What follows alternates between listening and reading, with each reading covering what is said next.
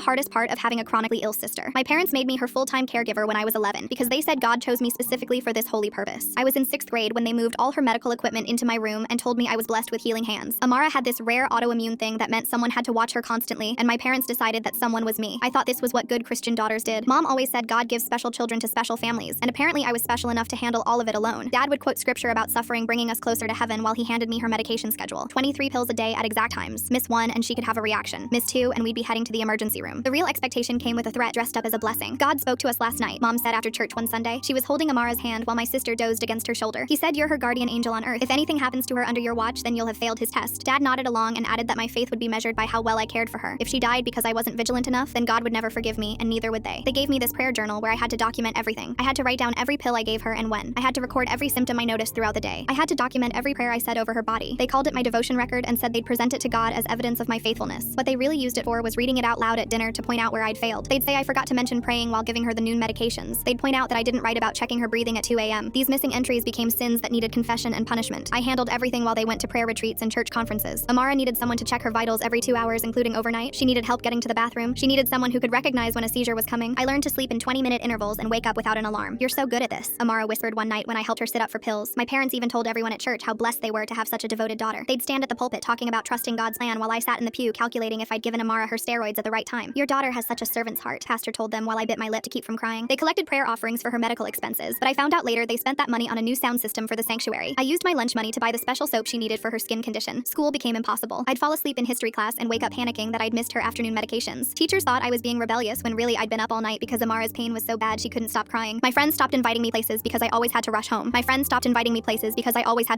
Then during state testing week, everything fell apart. I'd been awake for 43 hours straight because Amara had been having reactions to a new medication. I passed out during the math portion and woke up in the nurse's office with my heart racing. The counselor, Mrs. Hawkins, was there looking worried. "Honey, when's the last time you really slept?" she asked gently. I just started sobbing and couldn't stop. I showed her the prayer journal with trembling hands and tried to explain how God would never forgive me if I failed. She called social services that afternoon. When I found out, I begged her to take it back while tears streamed down my face. "Please, you don't understand," I whispered desperately. I knew exactly how Amara breathed when her lungs were filling with fluid. I knew which positions helped her joint pain. I knew that she needed her pills crushed into applesauce, not pudding, because the texture made her gag. Without me, she would die and it would be my fault. But my parents didn't care about that when they found out what I'd done. They mobilized the entire church against me. "The devil has taken hold of our daughter," Mom announced to everyone who would listen. Church members held prayer circles in our front yard asking God to cast out my demons. During the investigation, Amara had a massive seizure while my parents stood there praying instead of helping. I pushed past them with shaking legs and got her on her side and timed it like I'd done 100 times before. They found 3 years of medical records showing my parents hadn't attended a single appointment. "Your parents haven't been here once," the investigator said quietly while I stared at the floor. They found the prayer journal documenting my exhaustion. They found that I'd been performing complex medical care that should have required an actual nurse. Amara and I got placed together in therapeutic foster care right after.